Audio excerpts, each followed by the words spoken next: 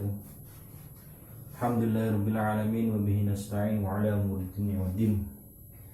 Shalatu wassalamu ala asyrafil anbiya'il mursalin sayyidina wa maulana Muhammadin amma ba'du.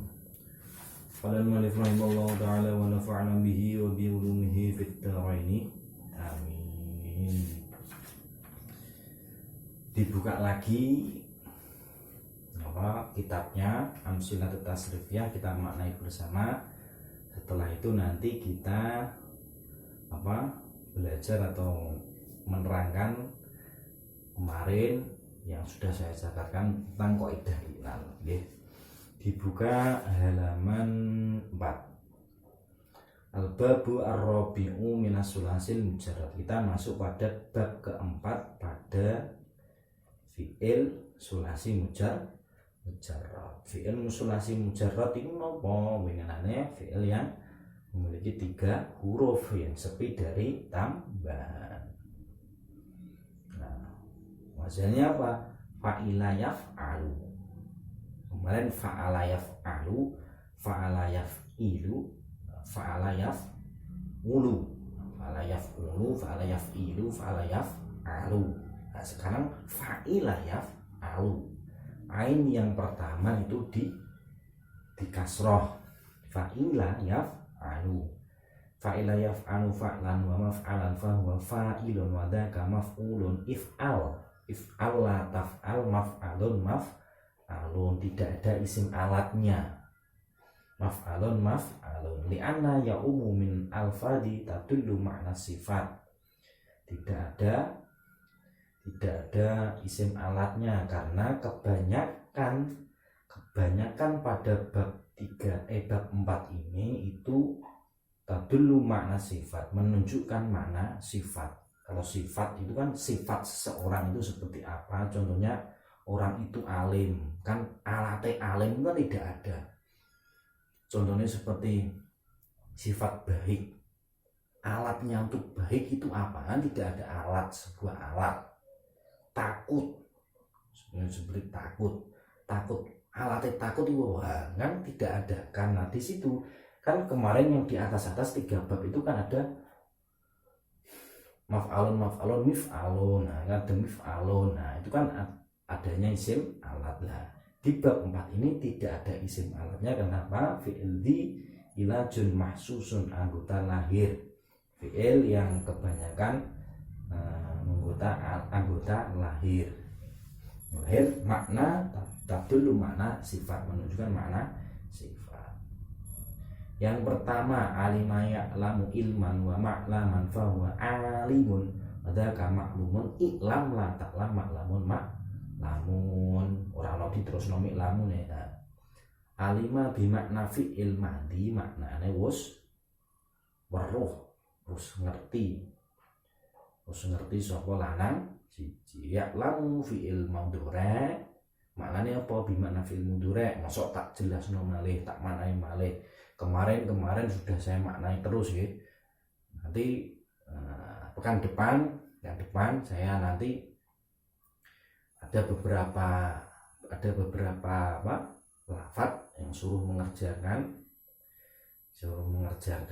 nanti maknanya apa, nanti di foto dikiriman saya. Nanti pekan depan saya akan beri soal ya, harus bisa ya, 5 nanti dimaknai terusannya, dimaknai dewi. Saya cukup memaknai di awalnya saja.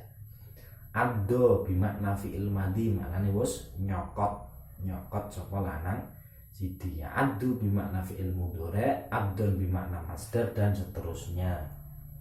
Addi nyokoto siro, fi'il amar. Addi nyokoto siro. Wajila bimakna fi'il mandi, maknane wis wedi, wis takut. Ya bisa bimakna fi'il mandi, maknane wis garing sapa. Khofa maknane wis wedi, takut, wis wedi sapa lanang siji. Haba wis wibawa. Haba maknane wis wibawa, berwibawa. Rodia maknane wus ridho, meridhoi, merestui. Maknane wus ridho sapa lanang si. Khosya bimakna fi'il madi maknane wus wedi, maknane padha wedi ai khofa khosya. Wajia maknane wus tipis delamaan sikile. Wus tipis delamaan sikile. Delamaan sikile tipis. Maknane sing kula sing tak gedhe ngoten ae. Maknane wus tipis. Qawiya bimakna fi'il madi maknane wus kuat, sudah kuat. Sapa lanang siji. Rawiya bimakna fi'il madi maknane wus seger. Asima bisa. Asima maknane bimakna fi'il madi maknane wus dosa. Wus dosa sapa lanang siji. Ya samu berarti bakal atau lagi dosa. Baisa maknane bimakna fi'il mudhari bimakna fi'il madi maknane wus fakir. Wus fakir banget, fakire ya wis baisa wus fakir. Bari'a wus bebas atau bubaran. Bari'a wus bebas sapa lanang siji. Nah, seterusnya dimaknani dhewe kudune saged, karena kemarin sudah saya sebutkan, sudah saya jelaskan maknanya ya padha ae, cuman berubah-ubah karena dia fi'il madi, mudhari, masdar, amar, maf'ul dan fa'il. Berubahnya itu cuman seperti maknanya padha, cuman caranya makna itu yang berbeda. Kudune saged. Nek dereng saged ya disimak video yang sebelum-sebelumnya, nanti diperhatikan lalu belajar dimaknai, belajar diartikan. Nggih. Nah, catatannya dibuka kemarin, dunyatet napa mboten? Nek dunyatet ya apik, nek ora ya elek berarti nggih. Kemarin masuk pada kaidah yang nomor berapa? Al-qaidatu ar-rabi'atu nggih. Idza istama'at al-wawu wal ya'u alifan wal wawu wal ya'u fi kalimatin wahidatin. Kaidah yang keempat nggih. Fi kalimatin wahidatin wa subiqat ihdahuma bisukuni ubdilatil wawu ya'an wa udghimat al ya'u fi saniyati nahu mayyitun. Ya.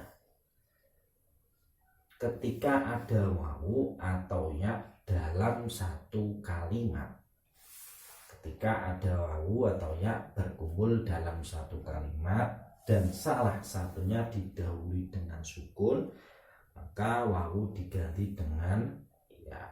Contohnya kayak mayyitun, mayyitun, mayyitun, mayyitun ya.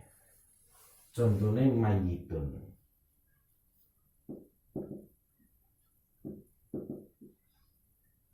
Mayyitun. Mayyitun ini ada tidak asli. Mayyitun lafaz ini adalah lafaz rekayasa.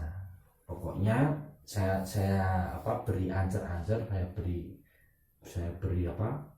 contohnya nopo nggih? Tanda-tanda. Kalau ada tasdid di sini, ini ada tasdid. Itu berarti ada dua huruf. Tanda-tanda ini, ketika ada dua tasdid itu pasti ada dua huruf. Tanda-tanda ini saya kasih tanda-tanda. Ketika ada tasdid berarti ada dua huruf. Itu diiling-iling. Nah, mayyitun berarti di situ ada dua huruf. Dia adalah rekayasa. Mayyitun itu adalah lafaz rekayasa yang asalnya itu adalah maywitun.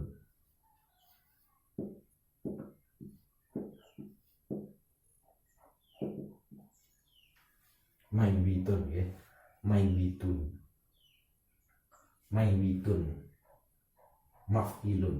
Itu wazan maf'ilun. Maywitun, ketika ada wawu atau ya,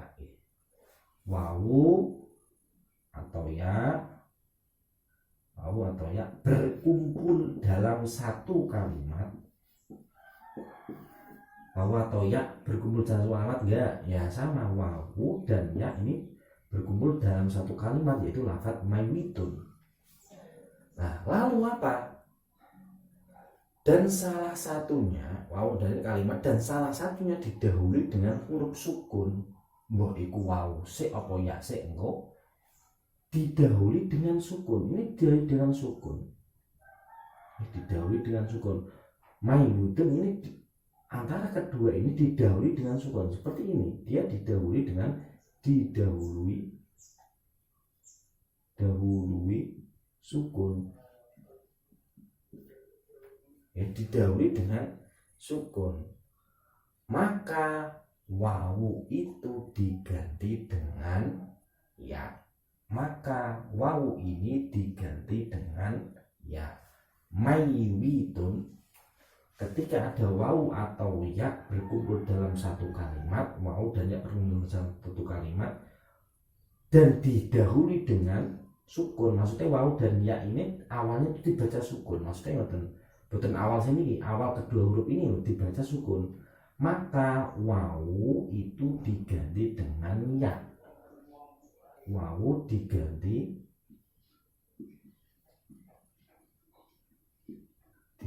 ya, maka berubah menjadi maywu, berubah menjadi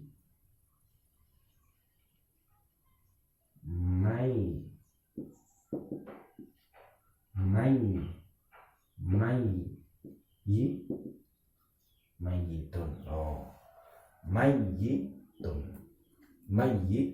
Mayyitun. Wes. Sekarang ngeten.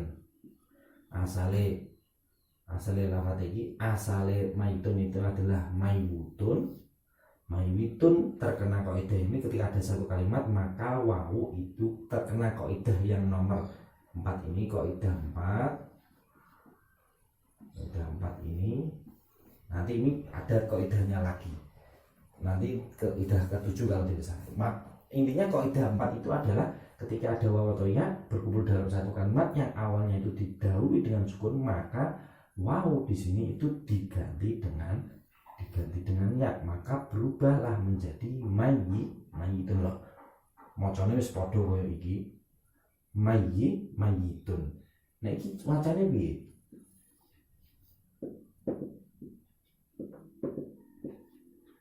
Mayyitun dengan mayyitun sama apa tidak?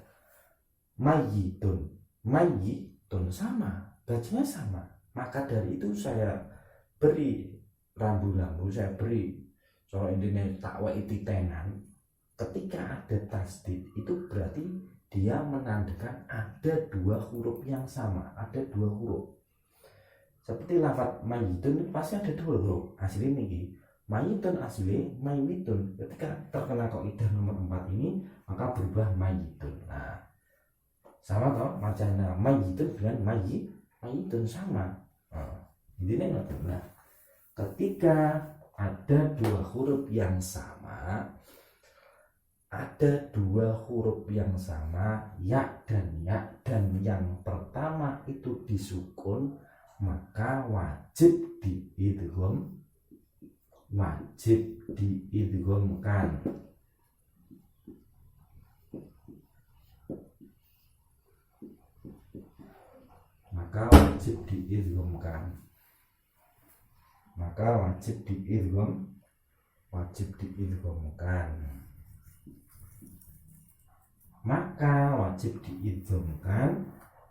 Maksudnya idgham ya digabungkan. Contohnya ini ada ya mati dan ya hidup, digabung no jadi ini tenang tasdid. Jadi ya ini tenang tasdid ba ya kok tulisannya sebenarnya tak ya ngono tak pertama mati, tak mana hidup, ta atau ti sama juga, jadi ditambah tak tak sing iki dibuat jadi tak ini. Contohnya ngoten. Nah, berarti contohnya idgham itu digabungkan. Syaratnya apa? Yang pertama itu harus sukun. Ada dua huruf yang sama, yang pertama itu mati dan yang kedua itu hidup. Ya dua, ya toh. Ya dua, yang pertama sukun, yang pertama sukun atau mati, yang kedua itu hidup, maka itu wajib diidghamkan, maka digabungkan diidghamkan itu, maka berubah menjadi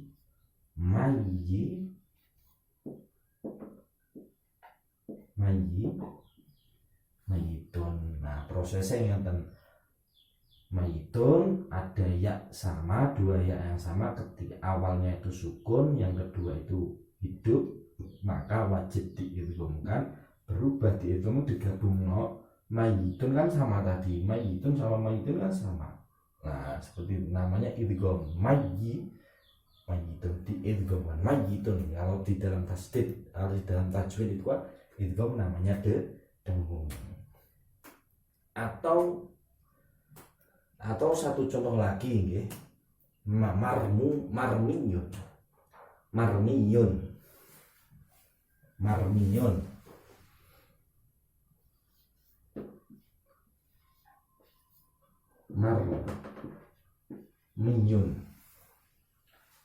Ingat-ingat, ketika ada tasdid berarti ada dua huruf yang sama, ada dua huruf yang sama, pokoknya ada dua huruf. Marmiyun itu asalnya adalah marmuyun. Marmiyun asalnya adalah marmuyun.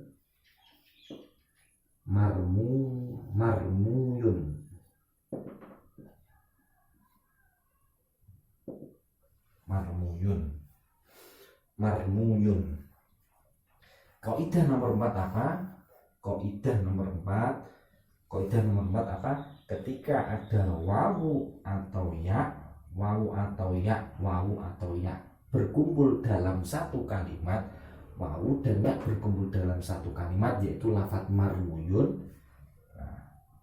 Ketika ada wawu atau ya berkumpul dalam satu kalimat, di dalam satu kalimat, dan yang pertama dan salah satu didahului dengan sukun. Kalau ini mau didahului sukun, nah ini didahului sukun apa ora? Lafadz wawu dan ya ini didahului sukun apa tidak? Kalau ini kan ya dulu, ya didahului sukun, ya toh. Kalau ini wawu didahului, wawunya itu disukun, ya dan wawu tunggal satu kalimat. Iki wawu dan ya, ini ya karo wawu. Iki wawune iki wawu dhisik, iki ya dhisik. Nah, ketika ada wawu dan ya berkumpul dalam satu kalimat, lafadz marmuyun satu kalimat, maka wawu itu harus diganti ya. Kalau di sini ya, maka ya itu harus diganti dengan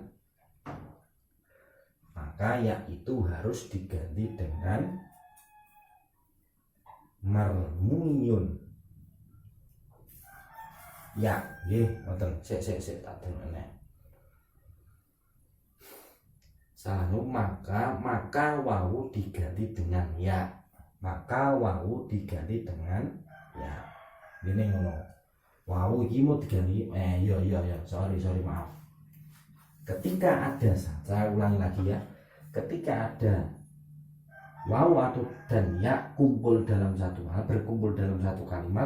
kalimat ini ya, satu kalimat lafadz marmuyun, dan yang pertama itu dan didahului dengan sukun ya, maksudnya wawu dan ya ini awalnya sukun, maka wawu itu diganti dengan ya, maka wawu di sini diganti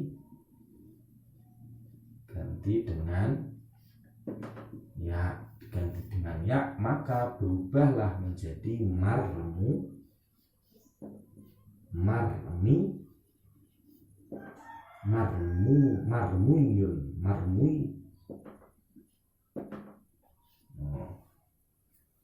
Apa sepodo marmuyun, lu kok iso marmuyun? Nah, musik iklal. Marmiyun asluhuma marmuyun. Marmiyun asluhuma marmuyun. Nah, ini kita ngoten. Ijtama fi kalimat wan fasa bukan ihdama bisa nanten. Idgumat al-ya summa udhimat al-ula. Wahidatun wasu bukan ihdama bisukuni fasara marmuyun summa udhimat al-ya'u al-ula bisaniyati. Maka dia diidghamkan marmuyun. Ketika ada ya dan wawu, dia itu diidghamkan, maka berubah menjadi diidghamkan. Sama juga ini wajib diidghamkan, karena ini kan diidghamkan berarti berubah menjadi diidghamkan, maka berubah menjadi hapus. Oke, ini mau penghapus ya, paham ya? Ini saya hapus ya, hapus. Marmuyun ini wajib diidghamkan, wajib idgham, maka berubah menjadi marmuyun.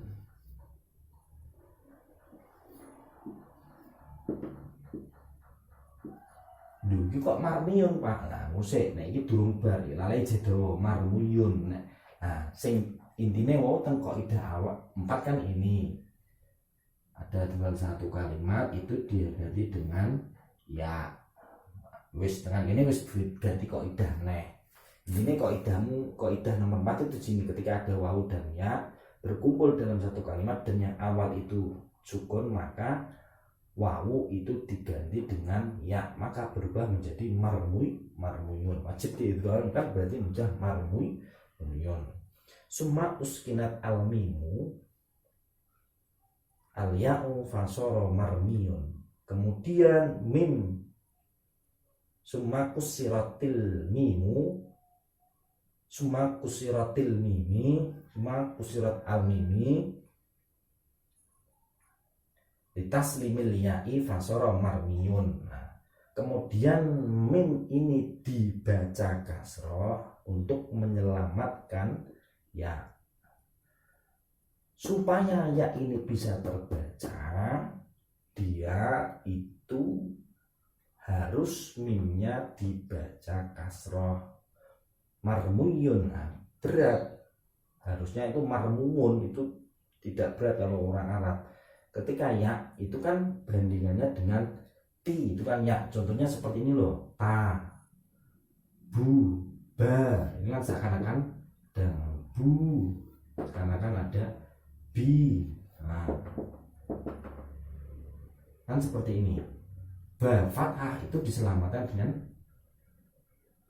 alif, duma itu diselamatkan dengan wawu, kasroh itu diselamatkan dengan ya. Maka ya ini bisa terselamat, maka mim ini harus dibaca harus kasroh. Maka mim kasroh, maka berubah menjadi marmiyun. Marmiyun padha karo sing iki. Nah, iku carane pengiklalan.